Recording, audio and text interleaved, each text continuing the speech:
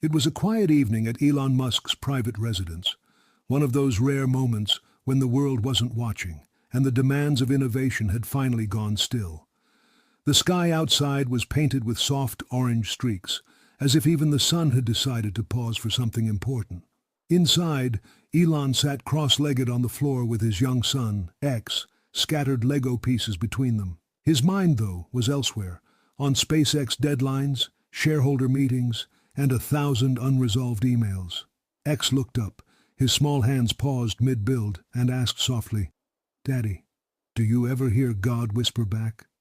The words cut through the silence like a slow-moving comet in the night sky, soft, beautiful, and unexpected. Elon blinked, unsure if he heard correctly. "What do you mean?"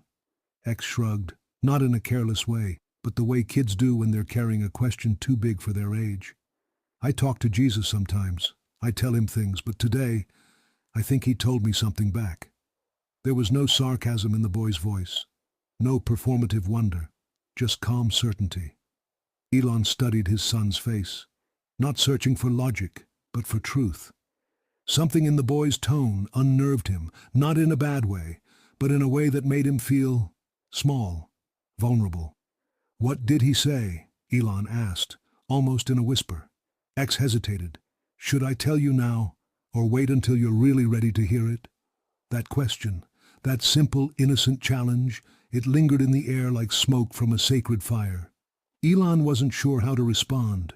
For a man known to face the unknown with rockets and algorithms, this was a different kind of unknown, a kind he couldn't outthink. "Am I not ready?" Elon asked, half joking but unsure. X didn't smile. "I think you are, but your heart is too full of noise right now." Elon looked down. The boy was right, wasn't he? He could design machines to land themselves on Mars, but lately he hadn't been able to hear his own thoughts, let alone something sacred. "Do you think Jesus really talks to kids?" Elon asked, his voice lower now, more human than genius. X didn't blink. "I think Jesus talks to anyone who listens." That's when it hit Elon. The weight of being a father, of being watched, not just by the world, but by a child who hadn't yet learned to doubt the invisible. A child who still believed the quiet moments were full of meaning. And maybe they were. But what was the secret? What had Jesus said to his son that he hadn't yet revealed? And why did Elon suddenly feel like hearing it might change something deep inside him? The boy leaned in slightly, like he was about to say it, but then stopped. "Not yet," he whispered. "Let's finish the rocket first." And just like that, the curiosity began to burn. The rocket was nearly complete. Not a Falcon, not a starship, just a Lego creation balanced between imagination and bonding. But Elon couldn't focus. His son's words hovered in the air like static electricity. "Jesus told me a secret." It wasn't the claim that stirred him most. It was how certain X had been. No hesitation, no need for proof, just faith. Elon sat back on his heels, his eyes distant. "X, when did you start talking to Jesus?" X didn't look up. He was still placing the last block carefully, like it mattered. "A while ago. I don't remember the first time. I just started when I felt really alone one night." "Were you scared?" "No, just quiet." That's when I heard him. Elon's eyebrows tightened. "He talks in your head? Or how does it happen?" X finally looked up. "It's not like talking. It's more like knowing. Like when you know mommy's sad even when she's smiling. It's in the heart, not the ears." Elon sat there in stunned silence. Part of him wanted to push it away, the part wired for science and sound waves and systems. But another part, a deeper part, was listening, really listening for the first time in a long time. "X, you said he told you a secret. Is it something I should be worried about?" X shook his head. "No, it's not a scary secret, but it's one grown-ups forget." Elon leaned in. "Tell me." The boy tilted his head. "Not yet." Elon laughed, nervous. "Why not? You're kind of driving me crazy here." "Because you can't hear it yet, not just with ears. You have to be still, inside." The words hit harder than Elon expected. Still inside. It was strange, the way those two words convicted him. He wasn't still, not even close. His mind was a maze of launches, deadlines, tweets, and distractions. He built machines for silence in space, yet couldn't quiet the storms inside his own chest. "What happens if I can't hear it?" Elon asked quietly. X was gentle. You will. But first your heart has to be quiet. Jesus doesn't shout. Elon smiled faintly. That's hard for me.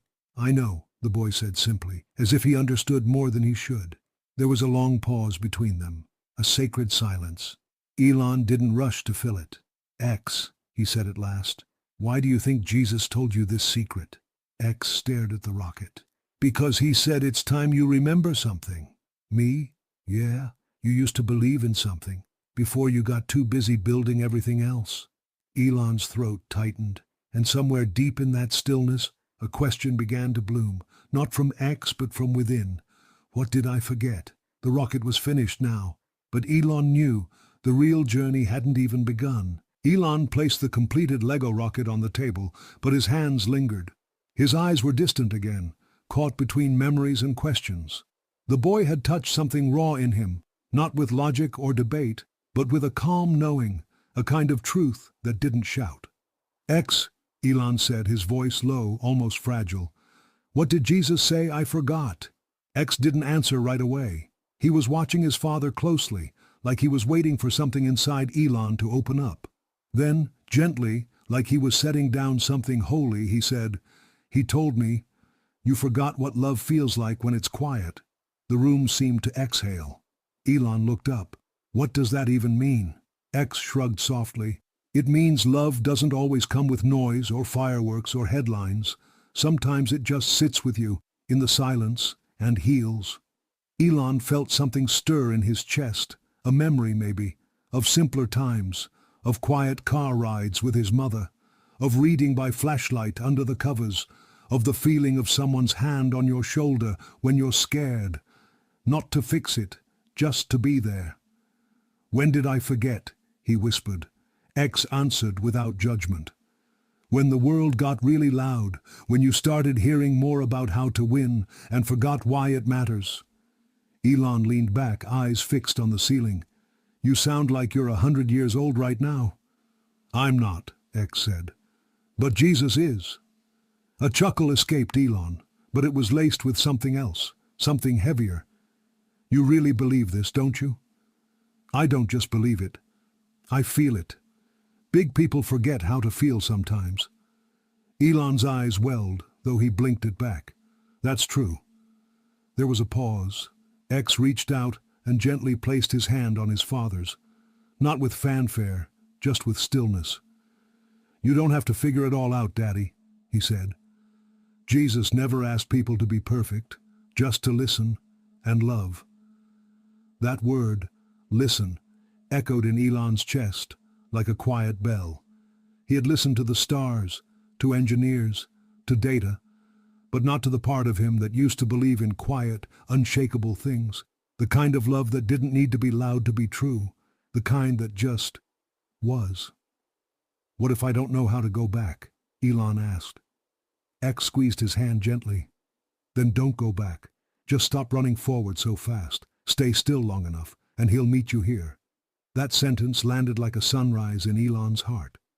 Do you think he's already here? Elon asked. X smiled. I think he's been waiting. Elon didn't respond.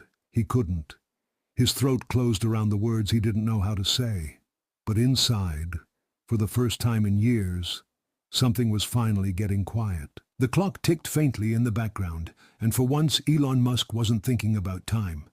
He was still holding his son's hand, staring down at their finished rocket, a silent monument to something bigger than engineering, something deeper than space.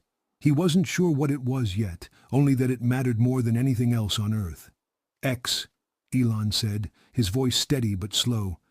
Do you think I'm lost? X looked up, thoughtful. Not lost like bad lost, just tired lost. Elon smiled faintly. Tired lost? Yeah. Like when you keep going in the wrong direction because you don't want to stop and ask where to go. But deep down, you kind of hope someone will find you. That hit harder than Elon expected, because if he was honest, really honest, he did feel that way, all the time. He was always moving, always pushing, always building. But beneath it all, he longed for someone to stop him and ask, Are you okay? Not the version of him people saw in interviews or headlines, the real him. the boy who used to dream under stars, not chase them. Jesus said something else too, X whispered, almost like a confession. Elon leaned in. What? X hesitated. He said, you think you have to earn love. Elon's body tensed, not out of anger, out of truth. He didn't answer right away because there wasn't a lie left in him to cover it. Maybe I do, he finally admitted. When you grow up being told your worth comes from what you can do, it's hard to believe love doesn't work the same way. X tilted his head. But what if love isn't something to earn? What if it's something to remember? Elon looked at him confused. Remember? X nodded.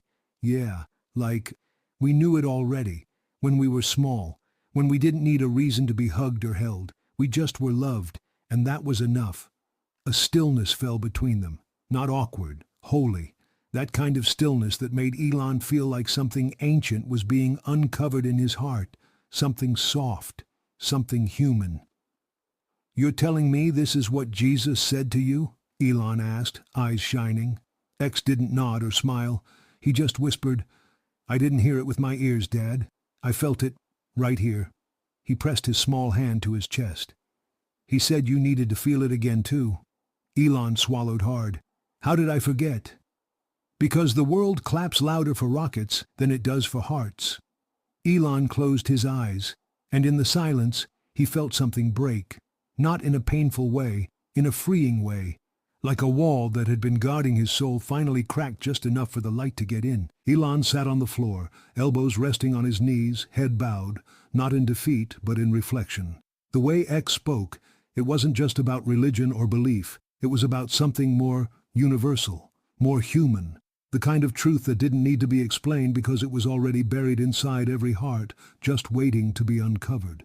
He looked at his son, this small boy with eyes full of peace, and asked quietly, why do you think I work so much?